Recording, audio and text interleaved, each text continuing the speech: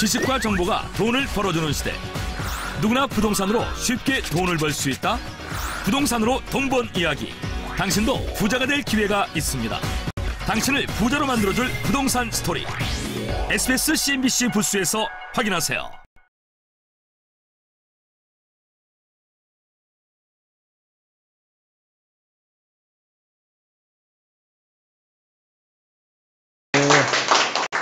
아이고 반갑습니다. 우레와 같은 박수 소리. 오늘은 그 토지 지분 경매 및 토지 개발업자 되기 중에서 제일 마지막 챕터예요.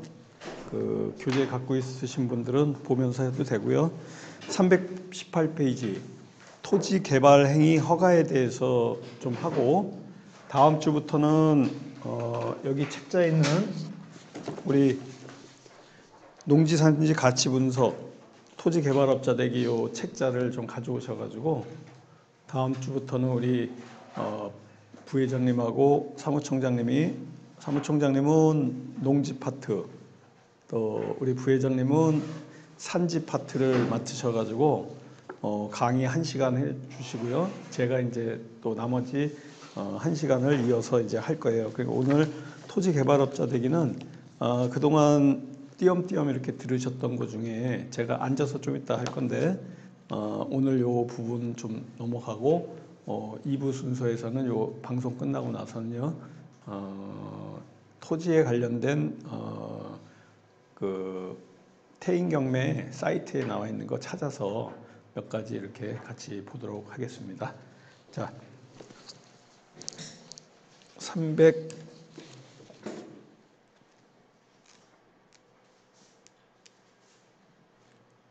118페이지에 있는 요 내용이에요. 지난주에 그 농지에 대해서는 했고요. 우리가 그 개발행위 허가를 하는데 우리가 그 건축업자 내지는 토목업자가 하듯이 본격적인 어떤 그 개발행위 허가를 하는 그런 내용은 아니고요.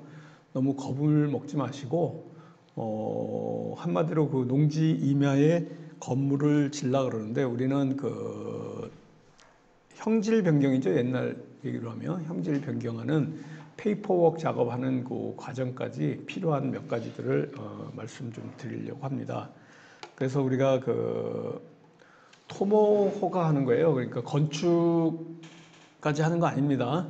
그래서 여러분들이 혹시 이거 너무 복잡하지 않나, 건축까지 하려고 그러면 경매하는 것도 복잡한데 너무 복잡하지 않느냐 이렇게 의문을 가지실 분들이 있는데 용기를 갖고 하시면 됩니다. 또 하나 말씀드릴 거는 도로가 있을 때 우리가 그 경매로 낙찰받거나 아니면은 또 그 금매라든가 일반 부동산 시장에서 사는 산지라든가 농지를 사실 때 뭐 당연히 부동산에서 사시게 되면은 도로가 있는 거 사시겠죠. 부동산 찾아가 가지고 도로 없는 거 좀 사겠습니다 이런 분들은 잘 없잖아요.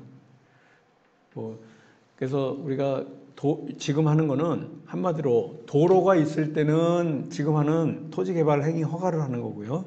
도로가 없을 때는 그 분화연 테크, 부동산 투자 기술하고 나무 투자 기술하고 농지 연금 기술을 한꺼번에 하는 분화연 테크, 도로가 없을 때는 그쪽으로 하는 겁니다. 근데 오늘 도로가 있을 때 하는 토지 개발 행위 허가에 대해서 잠깐 말씀을 좀 드리려고 그래요. 우리가 그냥 일반적으로 지분 경매에 있는 물건이라든가 또 아니면 온전한 물건을 경매해서 토지를 샀을 때 어떤 과정을 갖춰서 토지 개발 행위 허가를 하는지에 대해서 말씀드리겠습니다. 우리가 그 건축법에서 정하는 용도별 옛날에는 28개 건축물이었어요. 근데 이제 29개로 바뀐 거는 혹시 아시나요? 예, 뭐 아시는 분도 있고 바뀐 지가 꽤 오래됐어요.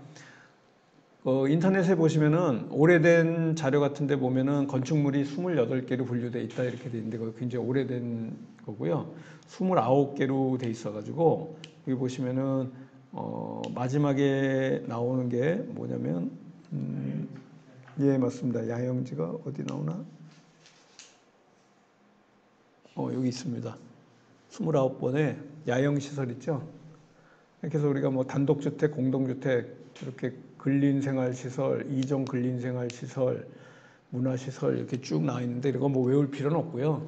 29개쯤 되는데 야영장 시설 때문에 건축물이 29개로 바뀌었다라고 생각하시면 되고요. 이 야영장 시설이 여러분들이 예를 들어서 그 임야라든가 농지 같은 경우에 좀 규모가 좀 있는 거죠. 하시게 되면은 그 야영장 시설에 보시면 체육시설하고 같이 결합을 해서 그 동호회들 야구장 시설 있죠. 그런 거를 이제 기획해가지고 만드는 거, 뭐 이런 것들이 이제 개발 행위가 될 수 있는 거고, 우리는 이런 거를 만들어서 파는 게 아니고요. 그런 거를 할 수 있는 부지를 조성해 주는 거예요. 부지를 조성해서 개발 행위 허가를 내서 건축하기 전 단계에서 매도하는 겁니다. 그러니까 우리는 개발 행위 허가증만 받으면 그냥 파시면 돼요. 그리고 허가증이 나오면은 바로 대출이 나옵니다. 그전에는 대출이 뭐 나올 수도 있는데 거의 안 나온다고 보셔야 돼요. 원형지는. 그냥 임야나 농지만 갖고 이렇게 하면 나와도 뭐 한 20, 20% 시가의 한 20% 정도 나오고 웬만하면 잘 안 나와요. 거의 해보시면 알겠지만은 웬만한 뭐 임야 가져가면은 잘 안 해줍니다. 그런데 이게 개발행위 허가가 나오는 순간 대지화가 된 거잖아요. 대지화가 됐다는 건 뭐죠? 결국 건물이 지어질 수 있는 거기 때문에 대지화가 됐기 때문에 대지의 시세에 걸맞게 거기에 상응하는 퍼센테이지의 대출이 나오게 됩니다. 그리고 우리가 1종 근린생활시설하고요, 2종 근린생활시설을 하게 되는데 1종 근린생활시설은 거의 여기 보시면 알겠지만은 뭐 그 생활하는 데 필요한 시설들 있죠.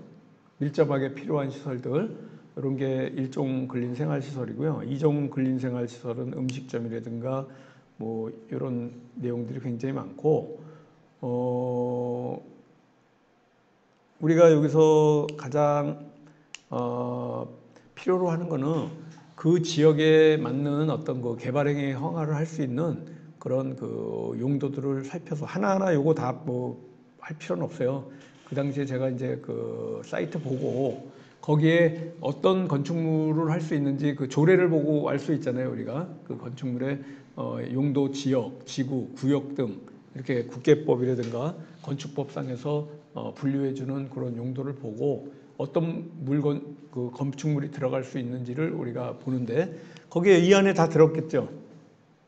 결국은 건축물하고 1종 근린생활시설, 2종 근린생활시설 안에 우리가 지으려고 하는 또 우리가 개발행위 하려고 하는 그런 건축물들이 다 들어 있습니다. 자, 이제 가장 중요한 토지 이용 계획 확인서 분석법이 있습니다. 이거는 어느 정도 외우셔야 돼요. 1번부터 9번까지. 그러니까 토지계 이용계획 확인서를 딱 보고요. 이 9가지를 머릿속에 생각하셔야 돼요. 결국은 이걸 갖다가 끊임없이 반복해가지고 내가 어떤 땅을 보게 되고 토지를 보게 되면요. 제일 먼저 지목을 봅니다. 토지 이용계획 확인서 안에서 지목이 뭔지를 가장 먼저 봐서 농지, 우리가 대지 지금 살려고 그러는 건 아니잖아요. 그죠? 구입하려고 그러는 게 다 농지 아니면 임야니까 그 토지 이용 계획 확인서에 물론 경매를 오래 하신 분들은요 대부분 부동산 등기부등본에 굉장히 그 밀접하고 친근감이 있어가지고 부동산 등기부등본 위주로 많이 보세요. 뭐 당연히 그 권리관계라든가 이런 거 봐야 되지만 우리가 특히 이렇게 그 토지 개발 행위 허가를 위해서라든가 또 농지나 임야를 보게 되면요. 권리관계도 중요하지만은 제일 중요한 게 토지 이용 계획 확인서. 옛날에 토지 이용 계획 확인원이라고 그랬어요. 근데 지금은 토지 이용 계획 확인서인데 요 분석에 들어가야 됩니다. 그래서 앞에 얘기했던 그 건물들을 어떻게 분류하고 어떻게 그 토지 개발을 할 것인지 길을 잡는 거예요. 제일 먼저 토지 이용 계획 확인서를 보게 되면은 지목을 제일 먼저 봅니다. 거기에 나와 있는 것들이에요. 그리고 면적을 봐요. 좀 이따 뒤에 자세하게 얘기할 건데 면적을 보시게 되면요. 금등심이라고 외우세요. 면적 갖고 금등심. 금으로 된 등심 고기 생각하시고 금은 그 개발 부담금 돈 얘기하는 거예요. 면적을 보고 내가 개발 부담금에 그 허용하는 개발 부담금을 내지 않는 한도 내에서 개발행위 하는 게 우리한테는 유리하겠죠. 우리가 어마어마하게 큰 규모의 대규모의 지구 단위 계획 안에 있는 그런 뭐 수십만 평 되는 이런 개발행위 하려고 그런 거 아니거든요. 그냥 뭐 한 1, 2억 내에서 조그맣게 해가지고 거기에 뭐 3, 40%, 20, 30% 이렇게 수익 붙여서 매각하고 하는 이런 작업하려고 그러는 건데 개발 부담금까지 낸다 그러면 그 개발 부담금을 내게 되면은 살 사람이 사겠습니까? 그죠? 나도 싫은데 내가 매수한 나도 싫은데 개발행위 허가하면서 그러니까 그거를 피하는 면적이 얼마인지를 어디서 보냐? 토지 이용 계획 확인서에서 본다는 얘기예요. 그래서 그건 외워야 돼. 좀 이따 이제 얘기할 거예요. 일단은 지목이 뭔지 1번 보고 2번은 면적을 보는데 면적에서는 세 가지를 본다. 금등심 외우시는데 개발 부담금의 금. 등은 뭐냐면 개발업 등록을 하는 그런 대상의 토지인지 그것도 면적으로 좀 이따가 자세하게 할 거예요. 일정 면적 이상이 되면은 개발업 등록을 해라. 그럼 개발업 등록을 하려고 그러면 전문 인원이라든가 또 그 자본금이 있어요. 일정한 자본금 이상. 그러다 보니까 이런 회사를 차려야 되고 개발행위 허가 조그만 거 1, 2억짜리 하려고 그러는데 3억짜리 자본금 회사 만들고 뭐 하면은 내가 투자할 금액보다 더 큰 회사를 만들어야 되고 그거 운영해야 되고 그러니까 좀 말이 안 맞으니까 우리가 거기에 맞는 면적의 물건을 찾아야 되니까 먼저 알아야 되겠죠. 그래서 금등심 중에 금등까지는 개발업 등록이고요. 심의는 도시계획 심의 얘기하는 겁니다. 도시계획 심의 대상의 토지가 그 면적이 있어요. 그 면적 이상의 토지를 갖다 우리가 매입하거나 낙찰을 받게 되면은 여러분들 부담이 굉장히 큽니다. 이런 물건들은 시간도 오래 걸리고 비용도 많이 들고 이런 거 물건을 하시게 되면은 뭣도 모르고 예를 들어서 이런 거 생각 안 하고 면적 큰 거 좋다고 그냥 계획부터 하면 낭패죠. 그러다 보니까 우리가 금등심 면적 갖고 2,000제곱미터 이상, 뭐 3,000제곱미터 이상 이런 어떤 그 제한 사항이 있어요. 거기에 맞는 물건을 골라야 된다. 그래서 지금 두 가지 했습니다. 지목과 면적. 그 다음에 개별 공시 지가. 개별 공시 지가가 왜 필요하냐? 이게 공시지가의 30% 농지보전 부담금이 있습니다. 전답과 임, 우리 농지에 공시지가로 매기는 거거든요. 이것도 계산하는 법 조금 이따 말씀드릴 거고요. 일단은 지금 아웃라인을 방송하는 거니까 아웃라인을 쭉 말씀드릴게요. 1번이 지목, 2번이 면적, 개별 공시지가는 우리가 농지보전 분담금 내는 데 있어서 산정하는 그런 기준이 되는 가격이다. 그 다음이 용도 지역을 봅니다. 용도 지역에 주상공농, 녹간농자 뭐 이렇게 우리가 쭉 하는 공식들이 있잖아요. 그런 것도 앞으로 하나하나 깊이 있게 오늘은 개발행위 허가에 대해서 쭉 얘기하지만 다음 주부터는 여기 들어가서 좀 실무에 들어가는 깊이 있는 얘기를 할 거니까 다음 주부터는 이 토지개발업자들에게 책을 좀 가져오시기 바라겠어요. 또 도로가 있는지를 봐야 됩니다. 물론 토지이용계획 확인서 보면은 그 지도 있죠. 지도가 우리가 인터넷 같은 경우에는 배율을 이렇게 축적을 늘렸다 줄였다 해가지고 도로도 볼 수 있지만은 우리가 네이버나 다음 지도나 네이버 지도를 보게 되면은 요즘 항공 사진도 있고 굉장히 자세히 돼 있습니다. 거기 좀 이렇게 만지는 법도 여러분들이 거기에 있는 도구를 못 만질 수 있는 건 아는데 안 만져본 분도 있을지 모르니까 제가 나중에 그 다음이나 네이버에서 그 도구도 좀 만지는 법도 알려드리겠습니다. 배수로가 있는지, 자 도로만 있는 게 중요한 게 아니라 매 시간마다 제가 얘기하지만 토지를 사게 되면요. 도로만 중요한 게 아니에요. 건축을 하기 위해서 배수로도 꼭 봐야 됩니다. 그래서 우리가 외우라 그랬죠. 어떻게 외우라 그랬어요? 도배. 도배라고 외우라고. 도배하는 거, 벽에 도배하는 거 생각하셔가지고 우리가 꼭 도로만 있어서 건축을 하는 게 아니라 배수로도 있는지 꼭 봐야 됩니다. 이 배수로가 있는지 없는지 있잖아요. 그 현장에 가지 않아도 볼 수 있는 방법이 있어요. 조금 아까 얘기한 그 항공사진 있죠. 그 네이버 지도에 우리가 그 로드뷰라고 있지 않습니까? 그걸 확대해서 보면 맨홀 같은 게 보여요. 맨홀에 보면 이렇게 자세히 확대하면요. 거의 뭐 맨홀이 보입니다. 그러면 배수로가 있는 거예요. 웬만한 시골, 아주 시골 말고 그냥 비도시 지역에 그냥 읍지역이나 면지역 같은 데 토지 보면 가지 않으셔도 그 로드뷰를 보면서 찾습니다. 그래서 내가 있는 땅에서 몇 미터가 떨어졌는지 이런 것도 제가 이제 그 실전 시간에 해드리는 거예요. 몇 미터가 떨어져 있는지 내 땅에서 그 배수로가 얼마나 떨어져 있는지 아까 네이버 지도나 다음 지도의 도구를 이용하면요. 거리 측정하는 도구가 있어요. 그래서 기준을 내 땅을 기준으로 해가지고 그 배수로까지 줄자를 그 컴퓨터상에서 딱 대면 예를 들어서 45m가 떨어져 있다. 그러면 45m만큼 내가 배수로 공사해야 됩니다. 도로도 다 그 파헤치고 아스콘도 다시 해줘야 되고 뭐 도시에서 우리가 건물 지으면요 대부분이 큰 도로가에 다 배수로 있거든요. 그거 연결하기 위해서 전부 도로 아스콘 깨고 다 하는 거예요. 그 비용 건축주가 다 내는 겁니다. 그래서 그런 것까지 알아야 되고요.